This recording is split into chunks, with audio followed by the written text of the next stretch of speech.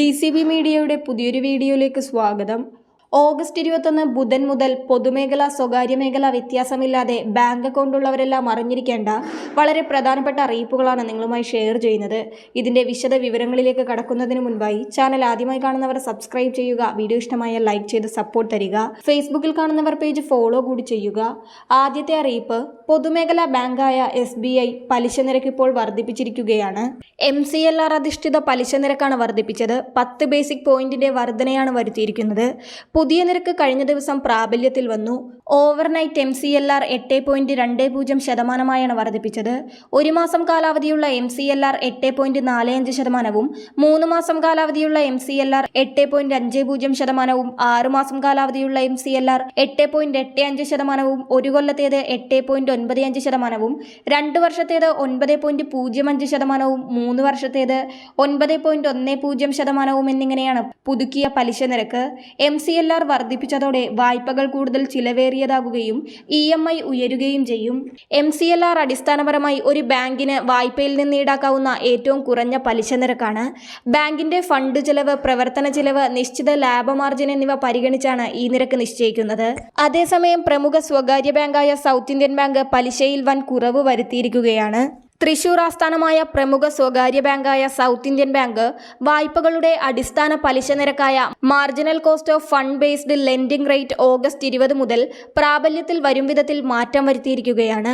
അടുത്ത അറിയിപ്പ്, ധനകാര്യ സ്ഥാപനങ്ങളിൽ നിന്ന് ലോൺ എടുക്കുന്നവരുടെ ക്രെഡിറ്റ് റേറ്റിംഗ് വായ്പ തിരിച്ചടച്ചാലുടൻ പുതുക്കി നൽകണമെന്ന് വ്യക്തമാക്കി ഹൈക്കോടതി. പുതുക്കി നൽകാതിരിക്കുന്നത് ഇടപാടുകാരുടെ സൽപ്പേരിനെ ബാധിക്കുമെന്നും അതിനാൽ തന്നെ വായ്പ അടച്ചു തീർത്താലുടൻ റേറ്റിംഗ് നിർബന്ധമായും തിരുത്തി നൽകണമെന്ന് ഹൈക്കോടതി പറഞ്ഞു. ക്രെഡിറ്റ് റേറ്റിംഗ് അഥവാ സിബിൽ സ്കോർ വ്യക്തിയുടെ മൗലികാവകാശങ്ങളുടെ ഭാഗമായ അന്തസ്സിനെയും സ്വകാര്യതയെയും ബാധിക്കുന്ന വിഷയമാണെന്നാണ് ഡിവിഷൻ ബെഞ്ചിന്റെ ഉത്തരവ് വ്യക്തമാക്കുന്നത്. ധനകാര്യ സ്ഥാപനങ്ങളിൽ നിന്നുള്ള അഭിപ്രായമെടുത്ത് ക്രെഡിറ്റ് റേറ്റിംഗ് ഉടനടി തിരുത്തണമെന്ന വായ്പക്കാരുടെ ഹർജികളിൽ സിംഗിൾ ബെഞ്ച് നേരത്തെ നിർദ്ദേശിച്ചിരുന്നു. ഇതിനെതിരെ മുംബൈ ആസ്ഥാനമായുള്ള ട്രാൻസ് യൂണിയൻ സിവിൽ കമ്പനി നൽകിയ അപ്പീൽ തള്ളിയാണ് ഡിവിഷൻ ബെഞ്ചിന്റെ ഉത്തരവ്. അടുത്ത അറിയിപ്പ്, സഹകരണ ബാങ്കുകളുടെയും സംഘങ്ങളുടെയും ചിട്ടി നടത്തിപ്പ് ഇനി മുതൽ വേണ്ടെന്ന് നിർദ്ദേശം നൽകിയിരിക്കുകയാണ് സംസ്ഥാന സഹകരണ വകുപ്പ്. ചിട്ടി എന്ന പേരിൽ പ്രചാരണം നടത്തരുതെന്നുത്തരവിട്ട സഹകരണ വകുപ്പ് ഇത്തരത്തിലുള്ള പദ്ധതികൾ മാറ്റണമെന്നാണ് ആവശ്യപ്പെട്ടിരിക്കുന്നത്. ചിട്ടിയുടെ രീതിയിൽ നടത്തുന്ന സമ്പാദ്യ പദ്ധതിക്ക് സഹകരണ വകുപ്പിന്റെ അനുമതി വാങ്ങിയിരിക്കണമെന്നും സർക്കുലറിൽ വ്യക്തമാക്കുന്നു. സഹകരണ സംഘങ്ങളും ബാങ്കുകളും നടത്തുന്ന ചിട്ടികൾ അതാത് സ്ഥാപനങ്ങളുടെ സാമ്പത്തിക നിലയെ തകിടം മറിക്കുന്നുവെന്നാണ് കണ്ടെത്തൽ.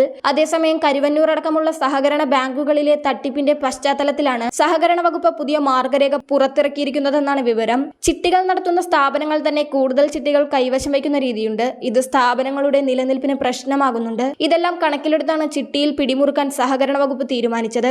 ഇനി മുതൽ ചിട്ടിക്ക് സമാനമായ എല്ലാ നിക്ഷേപ പദ്ധതികളും പ്രതിമാസ സമ്പാദ്യ പദ്ധതി എന്ന പേരിലേക്ക് മാറ്റണം. പുതിയ നിബന്ധനകൾ ഇങ്ങനെ: ലേല സമ്പാദ്യ പദ്ധതിയിൽ ചേരുന്നവരെല്ലാം ബാങ്കുകളിലെ അംഗങ്ങളാകണം. 5 എണ്ണത്തിലേറെ ഒരാൾക്ക് ചേരാനാകില്ല. ലേലത്തുക അനുവദിക്കുന്നതിന് കൃത്യമായ ജാമ്യം വേണം. തവണ മുടക്കിയാൽ വായ്പയ്ക്ക് ഈടാക്കുന്ന പലിശ വാങ്ങണം. നിക്ഷേപം മുടക്കുന്നവർക്ക് അടച്ചത് മാത്രം തിരിച്ചു നൽകും. പകരം ചോദിക്കുന്നയാൾ കുടിശ്ശിക ഒരുമിച്ചടയ്ക്കണം. ലേല സമ്പാദ്യ പദ്ധതിയിൽ 1ാമത്തെ അംഗം ബാങ്ക് ആയിരിക്കണം. 1ലേറെ അംഗത്വം ബാങ്കിന് പാടില്ല. പദ്ധതിയിൽ ചേരുന്നവരെല്ലാം ബാങ്കുകളിൽ അംഗങ്ങളായിരിക്കണം. 5 എണ്ണത്തിൽ കൂടുതൽ ചേരാൻ അനുവദിക്കരുത്. വളരെ പ്രധാനപ്പെട്ട ഈ ബാങ്കിംഗ് ഇൻഫർമേഷനുകൾ നിങ്ങൾ മറ്റുള്ളവർക്കും ഷെയർ ചെയ്യുക.